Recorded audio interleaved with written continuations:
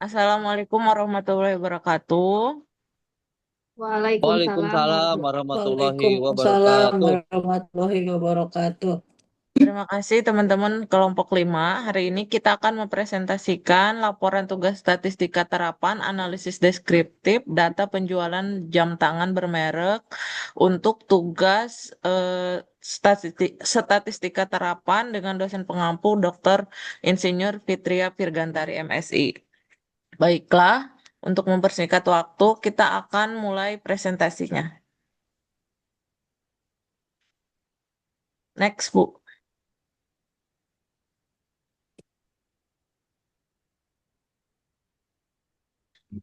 Baiklah, hari ini kita mempunyai 5 bab yang akan kami bahas. Yang pertama adalah bab tentang pendahuluan, yang kedua metodologi, bab 3 adalah hasil, bab 4 kesimpulan dan saran, kemudian daftar pustaka.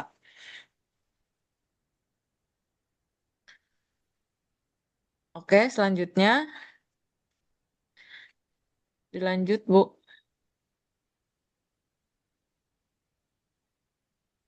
Untuk pendahuluan, latar belakang dari tugas ini adalah untuk menghitung tentang jam tangan bermerek. Adapun tugas ini menggunakan analisa deskriptif.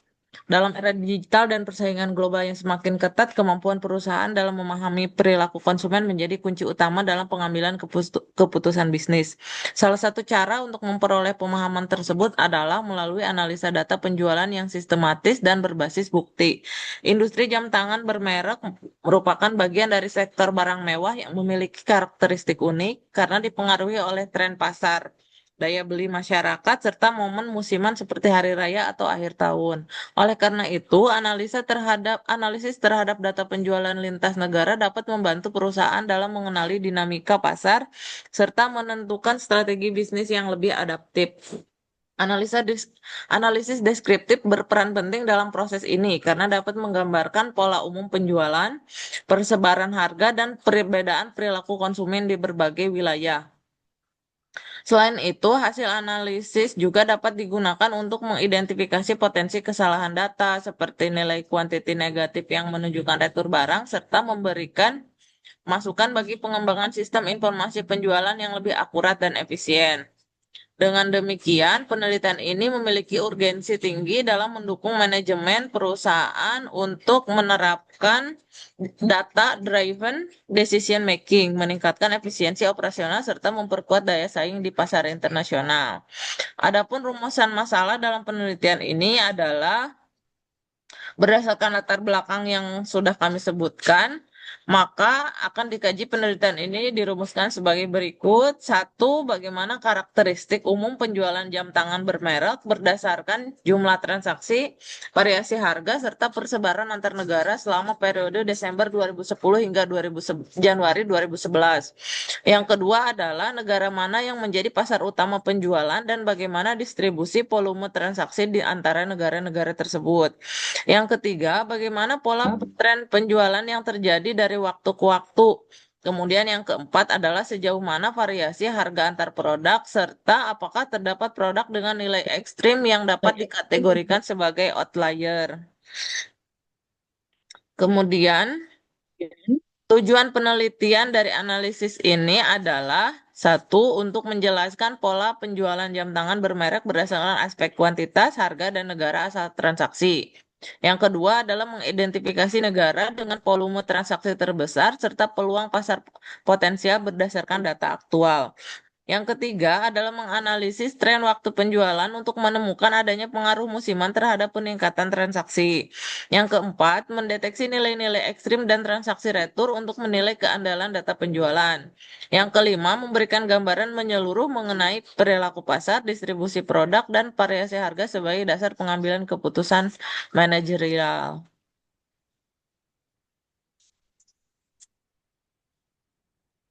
Baik, untuk bab 2 izinkan saya untuk menyampaikan ya terkait dengan lanjutan apa yang tadi disampaikan oleh eh, Bu Risda sekaligus moderator kita.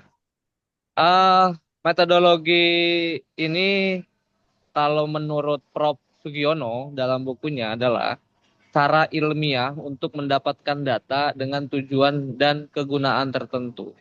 Artinya, metodologi merupakan suatu prosedur sistematis yang digunakan peneliti dalam mengumpulkan dan menganalisa data agar hasilnya dapat dipertanggungjawabkan secara ilmiah. Adapun dalam penelitian ini, penelitian dalam penjualan jam bermerek ya, metodologi yang digunakannya adalah eh, apa namanya? Metodologi yang digunakan dalam analisa saat ini adalah analisa deskriptif kuantitatif. Metodologi penelitian dengan pendekatan statistik sederhana untuk menggambarkan data numerik.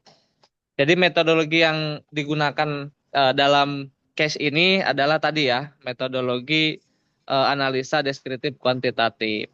Jadi ada penggabungan antara dua metodologi, apa analisa ya. Terus terkait dengan teknik pengumpulan datanya, yaitu data sekunder yang diperoleh dari laporan penjualan. Sehingga tadi dalam rumusan masalah sudah disampaikan juga bahwa eh, data yang kita dapatkan sehingga menjadi sebuah analisa, lalu nantinya akan menjadi sebuah grafik juga dalam hal penjualan di berbagai negara. Next, Bu. Variabel yang diamati ya, variabel yang diamati atau dianalisa adalah salah satunya adalah jumlah unit terjual di berbagai negara. Nah, tentunya nanti di slide berikutnya akan jadi pembahasan mendalam, tapi coba kita pelan-pelan dalam bab 2 ini kita jelaskan juga variabel yang diamatinya. Satu, yaitu tadi ya, jumlah unit terjual di berbagai negara. Terus kedua, nilai penjualannya dengan nilainya yaitu billions dollars ya. Terus ketiga adalah tren penjualan dalam periode pengamatan. Lalu selanjutnya yang keempat adalah rata-rata harga per unit. Dan yang kelima yaitu persentase kontribusi tiap negara yang diamati terhadap total penjualan. Nah, itulah metodologi dalam menganalisa dalam case ini ya. Lalu selanjutnya soal perangkat yang digunakan untuk analisa ini. Perangkatnya ada dua ya, ada perangkat keras dan perangkat lunak. Di mana kalau perangkat keras ini mungkin bisa kita kategorikan seperti prosesornya, kita menggunakan Intel Core i5 ya, sama RAM-nya yang 8 GB dan penyimpanannya 512 GB, sama sistem operasinya adalah Windows 11. Perangkat lunaknya yaitu tadi software ya, yang kita menggunakan Microsoft Excel dan Microsoft Word 2021. Itu untuk laptopnya mungkin menjadi rahasia kelompok kita. Mungkin dilanjut untuk selanjutnya di bab 3 oleh Ibu. Ya, sama saya ya Pak Isep. Terima kasih Pak Isep. Ya, Seperti terima yang sudah kasih. dipaparkan ya, kita menggunakan metodologi analisis deskriptif ya, kuantitatif. Nah, ini adalah hasil, berikutnya adalah hasil tentang analisa tersebut. Adapun sebelum kita berbicara hasil, kita akan perlu memahami tentang datanya itu sendiri. Untuk pemahaman data diketahui adalah sebuah data sekunder yang memperlihatkan transaksi jam tangan bermerek ya sesuai yang diberikan oleh eh, dosen kita bahwa ini adalah datanya yaitu tentang transaksi jam tangan bermerek pada Desember 2010 sampai dengan Januari 2011 yang melibatkan konsumer dari berbagai negara, tepatnya 14 negara. Dataset ini terdiri dari 7 data utama yang telah tersedia dan 2 data hasil kalkulasi data utama. Data transform ini bertujuan untuk menginterpretasikan data supaya lebih dapat. Kemudian, sebelum kita melakukan penelitian, kita melakukan persiapan data dulu, yaitu tahap awal dalam analisis deskriptif adalah tahap persiapan. Tujuannya memastikan data mentah yang diperoleh siap dan sesuai untuk proses analisis, sehingga hasil analisis menjadi akurat dan dapat diandalkan. Dataset ini dalam format Excel yang kemudian diolah secara keseluruhan menggunakan perangkat lunak tersebut. Adapun langkah-langkah persiapan data saat analisis ini meliputi tahapan berikut. Yang pertama adalah pengumpulan data. Data diperoleh dari data sekunder, yaitu dataset tentang penjualan jam tangan bermerek di berbagai negara. Kemudian eksplorasi dan profiling data, yaitu memahami isi dan karakteristik data yang diperoleh melalui eksplorasi dan pembuatan profil data. Tahap ini membantu mengidentifikasi pola, hubungan, serta masalah seperti data tidak konsisten, anomali, dan nilai yang hilang. Dalam dataset ini terdapat 7 variabel yang mana secara keseluruhan memiliki karakteristik yang berbeda. Juga terdapat gap yang sangat tinggi, di antaranya nilai maksimal dan minimal yang sangat tinggi, atau variabel kuantiti, karakteristik date time yang tidak merata, dan item yang sangat variatif. Atas dasar data tersebut, maka dataset ini diolah tanpa menggunakan data berkelompok, namun data tunggal. Kemudian pembersihan data atau cleansing. Pembersihan data pada analisis ini dengan mengabaikan nilai negatif pada variabel quantity dan time pada variabel date. Memperbaiki kesalahan dan masalah pada data seperti menghapus data duplikat, mengisi nilai yang hilang, memperbaiki format yang salah, dan menyelaraskan entry data agar konsisten. Pada tahap ini yang dilakukan adalah menghapus nilai negatif seperti yang disebutkan pada pembersihan data. Kemudian dengan transformasi dan normalisasi data, mengubah format data agar seragam dan dapat digunakan dalam proses analisis. Ini termasuk penyesuaian format tanggal, konversi satuan, dan modifikasi nilai agar sesuai standar. Kemudian validasi dan verifikasi data, memastikan kualitas dan keakuratan data siap digunakan dengan melakukan pengecekan dan validasi terhadap kesesuaian data dengan tujuan analisis. Lanjut silakan Bu Erma. Terima kasih Bu Rizda, saya lanjutkan. Data yang digunakan dan data yang tidak digunakan. Berdasarkan analisis ini, data nobil, jenis datanya numerik, tidak digunakan, merupakan nomor unik sebagai bukti transaksi karena tidak bermakna secara perhitungan statistik. Item name, jenis datanya string, tidak digunakan karena merupakan merek atau tipe produk. Alasannya tidak relevan dalam analisis ini. Selanjutnya kuantiti, jenis datanya numerik, digunakan jumlah produk per transaksi karena dibutuhkan saat menghitung jumlah transaksi dan volume. Date, jenis data ordinal, digunakan tanggal dan waktu transaksi Desember 2010 sampai Januari 2011, digunakan melihat perbandingan menurut waktu. Price, jenis data numerik, digunakan harga satuan produk dalam billion US dollar karena digunakan karena untuk melihat distribusi harga. Rata-rata price, jenis data numerik, digunakan merupakan rata-rata hasil bagi total price dengan total item. Digunakan karena untuk melihat kecenderungan consumer memilih jam tangan bermerek. Country, jenis data string, digunakan domisili atau asal negara customer. Berguna sebagai benchmark menurut asal negara customer baik secara kuantitas maupun harga. Customer ID string tidak digunakan nomor identitas customer karena tidak relevan dalam analisis ini dan banyak data yang miss sehingga kurang valid bila dianalisis. Total price, jenis data numerik, digunakan merupakan hasil kali dari price dan quantity untuk menghitung total revenue dalam perdagangan produk pada rentan waktu. Implikasi variabel terhadap model jam tangan bermerek ini, dataset memiliki 7 variabel utama yang memiliki dialisis secara deskriptif. Hubungan antar variabel ini dimaksud adalah keterkaitan atau interaksi yang terjadi antara dua variabel atau lebih dalam analisis data ini. Sebelum membandingkan antara variabel, maka memperlihatkan rekapitulasi data tersebut. Karakteristik variabel diantaranya yang pertama variabel satu BILNO, jenis data numerik, deskripsi nomor faktur atau nota penjualan yang unik untuk setiap transaksi. Digunakan hanya sebagai identifier transaksi, tidak digunakan dalam analisis ini.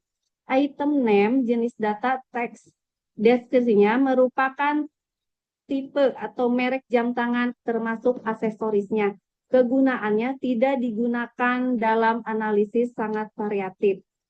Quantity, jenis data numerik, deskripsinya jumlah item dalam tiap transaksi. Satuannya unit atau set. Kegunaannya mengkalkulasikan volume dalam tiap transaksi. Date, jenis data, waktu, date time. Deskripsinya tanggal dan waktu saat transaksi dilakukan. Rentan waktunya Desember 2010 sampai Januari 2011. Kegunaannya untuk menganalisis tren penjualan berdasarkan tanggal transaksi. Customer ID, jenis datanya string, deskripsinya ID customer yang bersifat unik, tidak digunakan dalam analisis ini. Selanjutnya, price, harga dalam billion dollar. Jenis datanya numerik, merupakan harga tiap set atau unit dalam transaksi.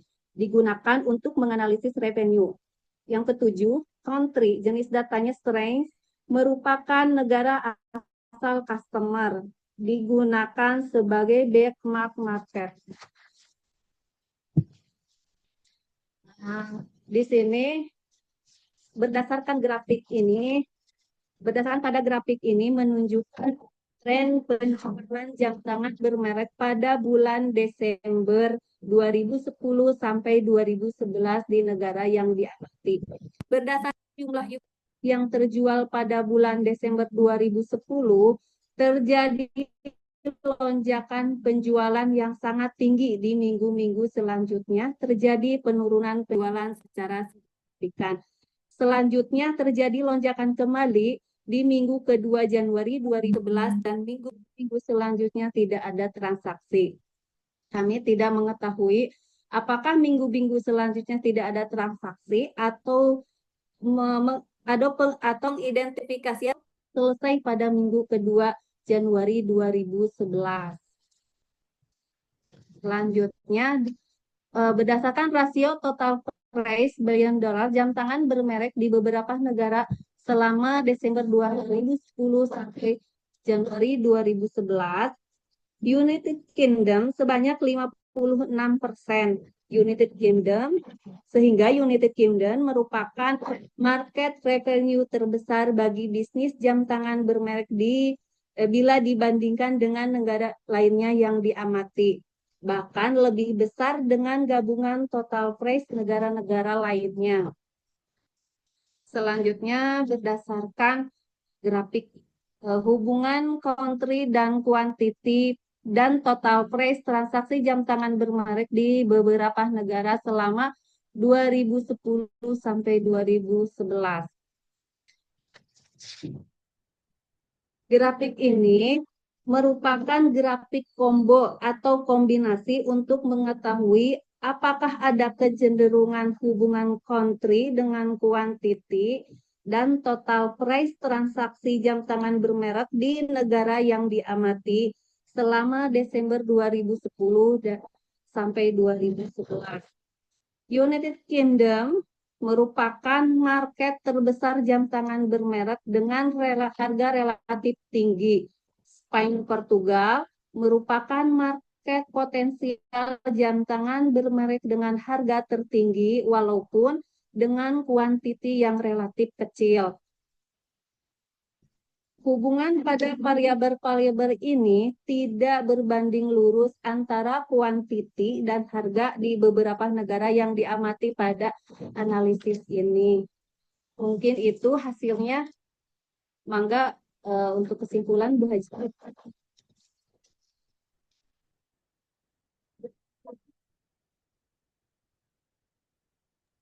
Terima kasih Bu Emma. Waktu waktunya. Bab Maaf, belum 4 Bu Rina. ya. Belum ya, Halo. ini ada lagi. Ya, Oh, ada. belum. Maaf, ya hubungan antar variabel pada tabel di atas rekapitulasi data transaksi, distribusi transaksi di beberapa negara selama Desember 2010 sampai 2011, yang mana sebagian negara tidak ada transaksi di bulan Januari 2011. Selanjutnya, gejala awal dari tren aktivitas jam tangan bermerek pada beberapa negara yang diamati bahwa menjadi tren yang fluktuatif. Tabel selanjutnya, hubungan country dengan quantity dan tabel price selama Desember 2010 sampai Januari 2011. United Kingdom merupakan market terbesar jam tangan bermerek dengan harga relatif tinggi juga.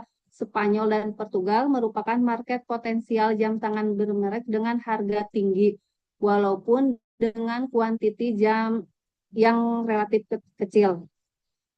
Hubungan country, United Kingdom, ya,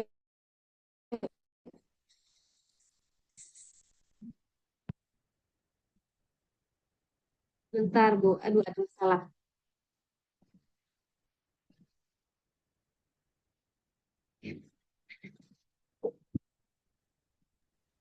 Dilanjut Tidak aja kelihatan Bu ya? Erna. Ya, dilanjut aja Bu. Ya, selanjutnya mungkin itu mangga Bu Haji Rina. Ih, mana ya Coba Bu? next dulu. Next. Ntar dulu. Mana ya Bu?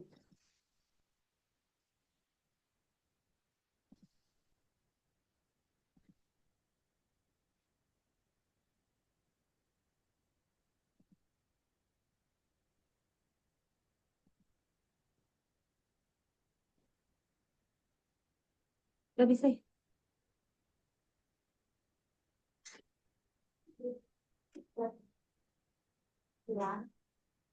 Bu Ajarina langsung aja ke kesimpulan. Ya, ke kesimpulan aja ini. Yuk, terima kasih Bu Risda. Kesimpulan dan saran. Keterbatasan analisis data ini memiliki beberapa keterbatasan. Di antaranya satu, kualitas data. Data aset ini tidak dikontrol langsung oleh analis sehingga kualitasnya bisa bervariasi. Ada kemungkinan data mengandung kesalahan, bias, atau sudah melalui proses yang tidak sesuai dengan harapan analis. Dua, kurangnya kontrol atau pengumpulan data. Analis ini tidak punya kontrol terhadap bagaimana data dikumpulkan dan diproses sehingga sulit memperbaiki kekurangan atau mengatasi bias yang ada. Ketiga, keterbatasan konteks dan relevansi waktu. Database ini tidak diketahui dari periode waktu yang sama atau sesuai atau tidak karena terdapat kondisi di mana terdapat kekosongan transaksi di beberapa negara yang diamati. 4, kurangnya informasi spesifik dan terperinci. Data aset ini terdapat informasi yang kurang spesifik sehingga analis harus beradaptasi dengan keterbatasan tersebut seperti variabel price. Di sini analis menyimpulkan bahwa variabel ini merupakan harga per unit atau set sehingga melalui pengamatan. Kesimpulan, 1. pola atau tren. Bila dinyatakan sebagai tren masih terlalu dini karena hanya 2 bulan saja. Namun bila dilihat dari hasil analisis, maka bisa dinyatakan bahwa selama 2 bulan pengamatan tersebut ternyata masih konsisten, transaksi terbanyak berada pada pertengahan bulan di setiap bulannya. 2. United Kingdom merupakan negara dengan pasar terbesar jam tangan bermerek, yaitu sekitar 56% dari total pasar yang diamati. 3. Pengaruh atau sebab akibat dari kondisi ini memerlukan penelitian lanjutan. Saran, perlu penelitian pengumpulan data lanjutan baik subjektif maupun objektif. Sekian, mangga Bu Rista, dilanjut. Ya, baik, terima kasih teman-teman. Demikian yang bisa kami paparkan mengenai analisis deskriptif tentang penjualan jam bermerek di beberapa negara.